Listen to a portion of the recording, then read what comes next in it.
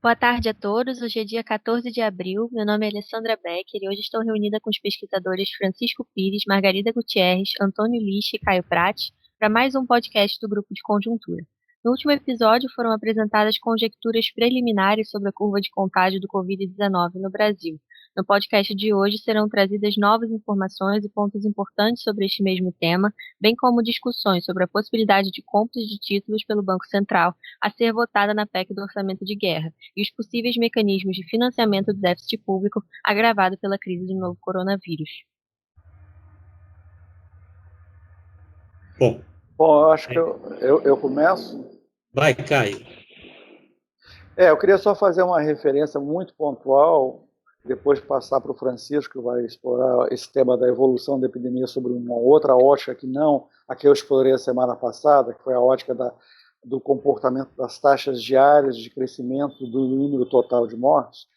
Então, eu queria fazer uma referência ao que eu falei a semana passada, em que medida, como é que a coisa tem evoluído de lá para cá. A semana passada eu comentei que a taxa diária de crescimento nos mortes, ela mostra uma tendência mais clara quando a gente pega ela em médias móveis de 7 dias. Eu falei que na última semana encerrada, na reunião anterior, no nosso podcast anterior, essa taxa estava em 19,5 ao dia de crescimento, o número de total de mortos. E aí fiz uma mera, o que a gente chamou de um chute educado, né, para os próximos 28 dias, colocando que essa taxa média cairia de 19,5 para 11. E aí cheguei a um número 28 dias depois do dia 6, que foi a referência da semana passada. Depois teríamos, então, no dia 4 de maio, alguma coisa como 10.300 mortos. Na verdade, estava por trás disso um comportamento onde na primeira semana cairia para perto de 15, depois iria caindo até próximo de 8, na quarta semana contada semana passada. Nessa primeira semana, o que a gente está vendo é que a redução dessa taxa diária em médios móveis de 7 dias, nessa última semana, portanto, foi menor do que eu supus no meu exercício. Ela foi 13,3 e não 15, como eu estava trabalhando. Isso significa que o comportamento um comportamento desse tipo sugere que o número pode ser menor daqui a 28 dias do que eu tinha imaginado lá na nossa reunião da semana passada. Aqui uma ressalva só que a semana passada teve um feriado na sexta, que emendou com o fim de semana. A gente já sabe, até por informações da própria Secretaria de Saúde do Ministério da Saúde, que costuma haver em feriados e fins de semana uma subnotificação das secretarias de saúde estaduais, que acaba fazendo que contamina, inclusive, o dado de segunda-feira, que em boa parte ainda se vale de informações de domingo. Então, o que ele colocou é que o dado de terça-feira, portanto, hoje, já daria uma indicação melhor de como está se comportando essa taxa diária. De qualquer maneira, então vamos ver, a semana que vem a gente vai atualizar, é uma semana sem feriado, né? E a gente vai atualizar como é que está indo essa trajetória, se esse comportamento um pouco mais favorável, mais animador que a gente teve essa semana, se confirma. Nesse caso, haveria uma revisão do número de mortos para baixo em relação àqueles meus 10.300. Então, a questão é essa, eu não quero entrar em maiores detalhes, eu queria passar para o Francisco logo, porque ele vai tentar explorar essa questão da evolução da epidemia sob uma outra ótica, a ótica da relação entre número de mortos e população dos países, e situar o Brasil nesse contexto. Bom, então eu vou compartilhar aqui com vocês uma comparação que eu fiz da evolução da epidemia ano a ano no Brasil, a cada dia, né, no Brasil, com 4 países europeus. Isso para ter um parâmetro que nos permita avaliar qual pode ser o padrão, né, de evolução dessa epidemia daqui para frente. O resultado foi surpreendente, muito intrigante mesmo, mas pode ser interpretado tanto de uma ótica otimista como de uma ótica muito pessimista. Eu, francamente, não tenho elementos para dizer qual das duas interpretações é mais plausível, e deixo a cada um tirar as suas próprias conclusões, né? Então, a análise comparativa foi a seguinte: eu procurei computar como evoluiu o número acumulado de óbitos por coronavírus a partir do dia em que houve o primeiro óbito, né? E o resultado surpreendente foi o seguinte: no 28º dia após o primeiro óbito aqui no Brasil, né? E esse 28º dia foi ontem, nós comparando com o que aconteceu no 28º dia após o primeiro óbito na Espanha, por exemplo, na Espanha, nesse 28º dia, já haviam quase 6 vezes mais óbitos acumulados do que no Brasil. Na França, quase 2 vezes. Na Itália, 2,6 vezes. Isso significa que a curva desses países de óbitos acumulados estava indo muito por cima da brasileira. Apenas na Alemanha, a curva brasileira estava indo muito próxima da Alemanha, ligeiramente abaixo, mas muito próxima. Ora, é óbvio que isso é super intrigante, porque a Alemanha é tida como um dos países de maior sucesso em lidar com a crise do coronavírus, né? Então, o Brasil, a gente não imaginaria. Quer dizer, por exemplo, a Alemanha testou muito mais pacientes. A Alemanha tem hospitais, uma oferta de leitos, inclusive UTI enorme, etc, etc. Então, como é que a gente está tendo uma evolução pela mesma curva da Alemanha? É óbvio que isso é intrigante, né? Isso não vi se falar muito a respeito. Francisco, antes de entrar nessa questão, a gente especular sobre razões que podem estar contribuindo e se elas vão continuar contribuindo para esse desempenho mais favorável, você tinha me colocado, antes de a gente gravar, um outro dado que é até mais pertinente e mais favorável ao Brasil nessa fase inicial até, que é o dado não absoluto do número de mortes, mas a relação entre o número de mortes e 100 mil habitantes. A relação por país entre mortos e 100 mil habitantes no 28º dia, e como é que foi evoluindo. E aí, como a população do Brasil é muito maior que desse país que você está falando, várias vezes maior, o resultado ainda se torna mais intrigante porque é mais favorável ainda. Eu queria que você falasse um pouco desse dado relativo que é mais pertinente, comparar mortos com 100 mil habitantes em cada país. Isso mortos por 100 mil habitantes. Muito bom esse ponto aí. Quando a gente divide por 100 mil habitantes, a gente, como a população do Brasil é muito maior do que da Alemanha, por exemplo, como o Caio estava falando, nós, no 28º dia, nós tínhamos o número de óbitos acumulado no Brasil era 0,6 óbitos por 100 mil habitantes. Na Alemanha, 1,73 óbitos por 100 mil habitantes. Então, quase 3 vezes mais do que no Brasil. Então, nós estamos caminhando por uma curva muito mais baixa que a da Alemanha. Só um parêntese aí, para completar o teu dado. A gente poderia pensar, vamos fazer uma coisa mais restritiva, que tem mais a ver com esse início da epidemia no Brasil, que foi uma epidemia muito concentrada aqui em São Paulo, agora gradualmente os outros estados vão ganhando, vão crescendo proporcionalmente em relação a São Paulo e Rio no número de mortes, embora o número de mortes Rio e São Paulo ainda seja 60% do total. Mas no início era quase a totalidade, eram poucos casos fora do Rio e São Paulo. Se a gente considerasse um país, entre aspas, formado por Rio e São Paulo, portanto um país não de 211 milhões de habitantes, mas de 63 milhões de habitantes, e pegasse o número de óbitos nesses dois estados, a gente ainda assim chegaria a uma relação de 1,25 óbitos por 100 mil habitantes, nesses dois estados somados, o que continua sendo inferior à Alemanha e continua sendo muito intrigante. É isso que eu queria chamar a atenção. Perfeito, muito boa observação. Quer dizer, mesmo considerando só Rio e São Paulo, o desempenho é muito melhor que o da Alemanha. Então, a questão que eu acho, porque no começo eu falei, a gente pode ter uma leitura muito otimista ou muito pessimista desses dados. A leitura otimista seria a seguinte: a leitura otimista é que esse desempenho maior do Brasil tem fundamentos que vão se sustentar. Por exemplo, é uma população mais jovem, então isso facilita ter menos óbitos. Por exemplo, é um país tropical, a temperatura é mais alta, quem sabe, há uma discussão ainda sobre isso, mas pode ser que isso favoreça um quadro mais benigno.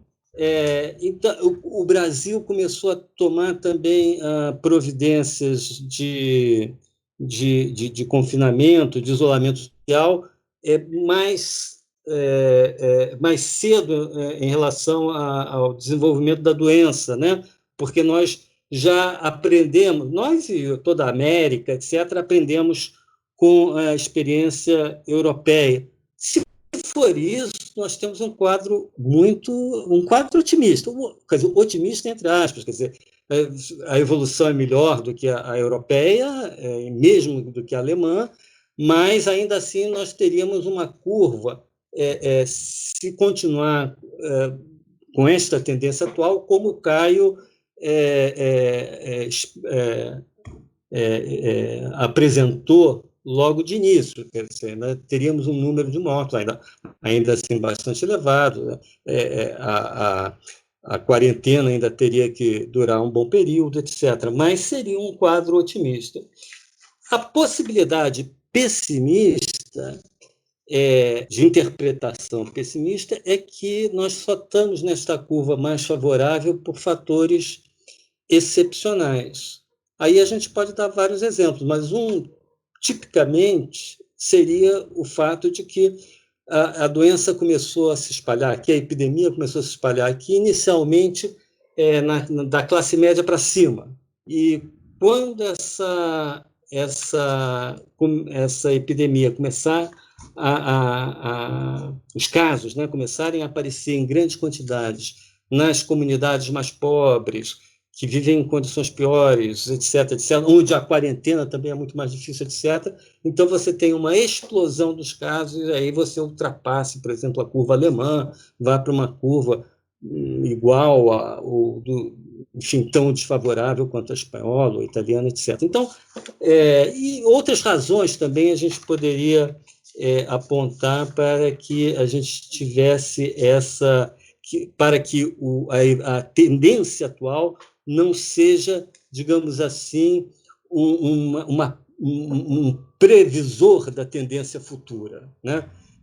Por várias razões, a tendência atual poderia ser algo simplesmente transitório e que depois nós entraríamos numa fase mais explosiva Eu acho que a gente da pode pensar epidemia. ainda, agregar a esse argumento outros, quer dizer, eu acho que o fato dessa doença, como chegou em todos os países, ter vindo de fora, no caso de pessoas que voltavam do exterior, e daí a relação com a classe média e média para cima do início da doença, esse fato é um fato associado a um fator, quer dizer, que o fato do Brasil ser um país mais isolado do mundo do que os países europeus, que é um entra e sai de gente permanente, de um país para outro e dentro do próprio país, o fato do Brasil não ser assim seria uma razão para que, numa fase inicial, que é essa que a gente está discutindo, a coisa tenha um comportamento, um crescimento seja mais arrefecido esse processo de aumento do número de óbitos.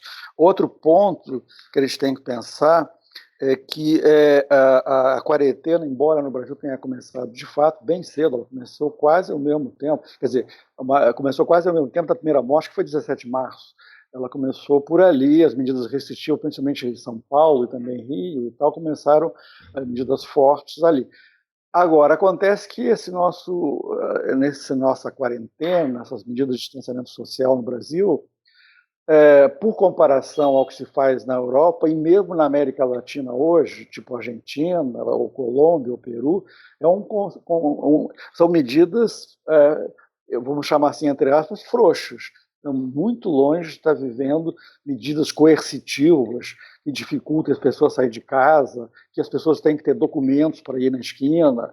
Nada disso está acontecendo no Brasil. E pior do que isso, nós temos um movimento nas últimas semanas da população cada vez relaxando mais nesse distanciamento social. Visível os dados mostram aumento de circulação de pessoas em várias partes, aumento de circulação de veículos, etc, etc. Então, há uma preocupação que esse fato das medidas da quarentena, do distanciamento social, terem começado de uma maneira mais restritiva, mais na prática, a população aderindo mais a isso, do que passou a ser o comportamento nas últimas semanas, é um motivo de preocupação, porque os efeitos são defasados, ou seja, à medida que as pessoas flexibilizem essas restrições, se encontrem mais, fiquem mais próximas das outras, e não sei o quê, e frequentem mais lugares onde tem aglomeração, tudo isso, que é um processo que começou no final de março, início de abril, principalmente agora é um tema de preocupação, o efeito nos casos confirmados, sobretudo no que está no que nós de fato estamos acompanhando, que é o número de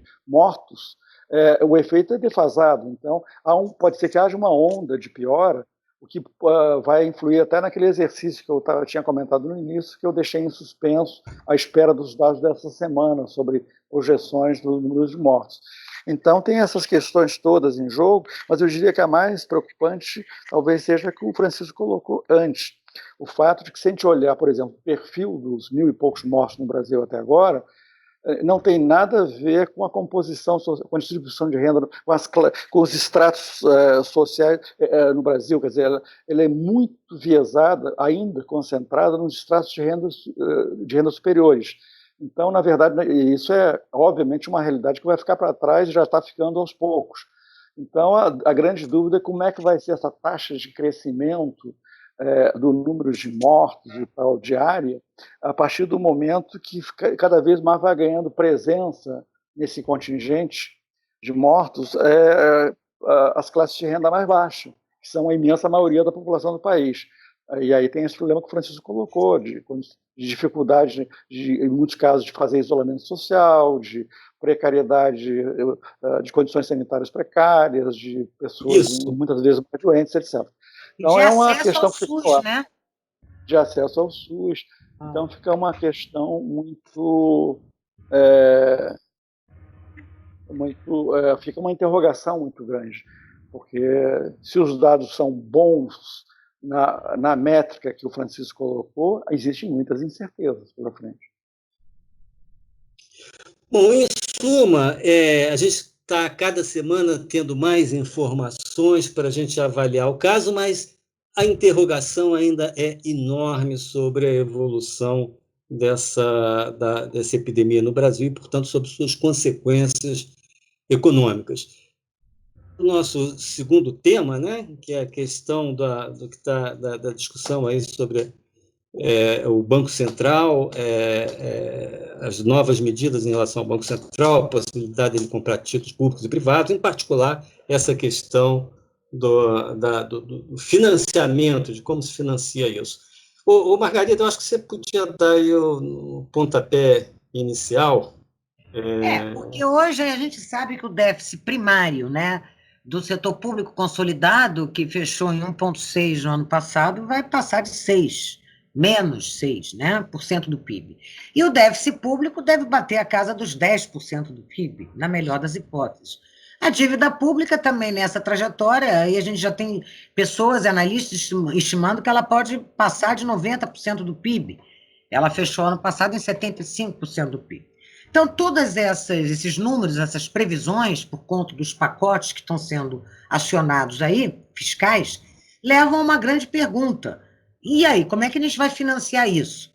Vai ser com a colocação clássica de títulos públicos? Ou então vai ser permitida uma emissão monetária onde o Banco Central vai comprar diretamente títulos do Tesouro para financiar o déficit e a dívida do setor público? São questões aí que a gente hoje não tem nenhuma definição. Essas PECs todas que estão sendo votadas, a PEC do orçamento, a PEC de socorro a Estado e município, elas não tratam dessa questão relativa ao financiamento de um déficit que vai ser muito maior e de uma dívida pública que vai ter uma trajetória aí que a gente ainda também não sabe muito bem, né? Então, são questões que a gente... O Meirelles colocou aí lenha na fogueira. Desculpa, Margarida, não percebi que você estava continuando. Não, pode falar. Não, é que o Meirelles colocou lenha nessa fogueira ao falar de que deveria ser feito um financiamento por expansão de moeda. Eu sei que o Caio está querendo falar, mas eu queria ouvir o Lixa primeiro sobre essa questão do ponto de vista mais, digamos assim, mais teórico, mais analítico. O que significa? É possível ao Banco Central sair expandindo moeda para financiar o déficit público? Não estou pensando na institucionalidade, não, né? Brasileira, o que é permitido, o que não é permitido. Estou pensando em termos de alternativas de trade-offs, etc., para a política econômica. Bom, em princípio, o Banco Central não pode expandir, colocar títulos, comprar títulos diretamente do Tesouro Nacional. Está proibida, não, pela Lei de Responsabilidade Fiscal, a colocação primária de títulos públicos no Banco Central. Em Lixa, isso nem é alvo da PEC. A PEC se trata da possibilidade do Banco Central comprar no mercado secundário. Né? Ele poderia comprar só no mercado secundário. Tá? É claro que o Banco Central pode colocar títulos públicos e o mercado comprar. Aí vai depender da taxa de juros e do perfil dos títulos. Tá? Se tem o Banco Central, nesse caso, pode fazer algumas outras operações que permitam fazer uma compensação. Por exemplo, poderia expandir as operações compromissadas de forma tal de que, por um lado, colocaria títulos públicos, ou seja, o Banco Central tentar fazer alguma compensação do Tesouro Nacional. Tá? Mas isso vai depender muito de como seja a demanda por parte dos bancos comerciais, não? Ou das entidades financeiras. Algumas entidades podem demandar esses títulos e fazer outras operações ou não. Tá? Mas, Lixa, nós temos hoje um regime de metas inflacionárias, em que a taxa de juros é um instrumento básico, né? O Banco Central fixa a taxa de juros. Né? Como é possível fixar taxa de juros e, ao mesmo tempo, determinar que o déficit público vai ser financiado com expansão de moeda? Quer dizer, isso aí me parece uma impossibilidade. Não sei como você vê essa questão. Depende muito de quanto que seja a demanda por moeda, por exemplo, dos bancos. Ou seja, o Banco Central pode, chegado o caso, se for estabelecida algum mecanismo para isso, que não temos, mas vai depender muito da demanda que os bancos tenham de moeda. E o Banco Central não controla isso. Ou seja, o Banco Central pode controlar a oferta de moeda, mas não a demanda. Tá? Se ele expandir a oferta de moeda e a demanda de moeda não se expandir de forma simultânea, isso vai criar um excesso de moeda no mercado monetário que depois vai ter consequências sobre o nível de atividade ou a taxa de inflação. E a taxa de juros, né? E a taxa de juros sobre títulos curtos, porque o Banco Central está querendo controlar a taxa de juros de curto prazo e, se tiver um excesso de demanda, vai estar afetando a demanda de títulos de curto prazo e as taxas de juros. Eu queria só fazer uma observação, quer dizer, o Lixa colocou corretamente aí que não está se colocando, pelo menos agora, não faz parte dessa PEC do orçamento de guerra, por exemplo, a possibilidade do Banco Central comprar diretamente títulos do Tesouro. Na verdade, o que está se colocando é a possibilidade do Banco Central comprar títulos no mercado secundário, títulos que têm a ver ou com títulos colocados no passado para financiar déficits passados, ou títulos que estejam sendo colocados no presente para financiar o déficit atual. Mas a atuação do Banco Central, que está sendo definida no âmbito da PEC, do orçamento de guerra, é uma atuação restrita a comprar títulos do mercado secundário. E, essencialmente, o que isso vai significar, e que é uma coisa no contexto atual benéfica, vai significar, na prática, que quando o Banco Central compra títulos que estão no mercado secundário, a contraface disso é ele emitir moeda. E aí ele vai atuar tentando esterilizar essa expansão monetária com as operações compromissadas, que são operações de curtíssimo prazo. Então, na verdade, o Banco Central vai estar atuando comprando títulos de prazo mais longo no mercado secundário, porque são esses títulos que estão com juros muito altos, de 3, 4, 5 anos, até 9 anos, 10 anos. Então, os juros estão, a curva, como se diz no jargão dos economistas, a curva está muito inclinada, os juros estão empinando muito para prazos mais longos. Então, ele vai tentar atuar derrubando, ao comprar títulos longos, derrubando essa taxa e trocar no primeiro momento emitindo moeda, no segundo momento tentando substituir, esterilizar essa expansão monetária com títulos de curtíssimo prazo. Então, é um mecanismo que vai significar na prática uma troca de dívida longa por curta, sendo que a dívida curta é muitíssimo mais barata que a longa. Então, isso também tem um benefício fiscal que é fundamental numa situação de guerra, como a gente está vivendo, onde a dívida pública vai dar um salto imenso. Vocês imaginem a dívida pública dar um salto imenso e pagar juros muito altos sobre ela. Isso torna uma coisa explosiva e incontrolável para as finanças públicas. Então, é muito importante. O preço disso é que a dívida vai encurtar muito, na verdade. O Banco Central vai estar atuando do ponto de vista... A atuação do Banco Central tem vários objetivos que eu não vou discutir agora, porque não temos tempo. Mas, do ponto de vista estrito da fiscal, do mecanismo, do que será feito com a dívida pública, é uma troca de dívida longa por dívida curta e moeda. Por que falamos moeda? Porque quando ele emite moeda e vai tentar esterilizar colocando títulos, como o Francisco falou, ele tem uma meta para a taxa de juros, que é a meta da taxa Selic que ele fixa. E ele vai atuar de forma que a taxa de juros de curtíssimo prazo fique colada na taxa da meta Selic.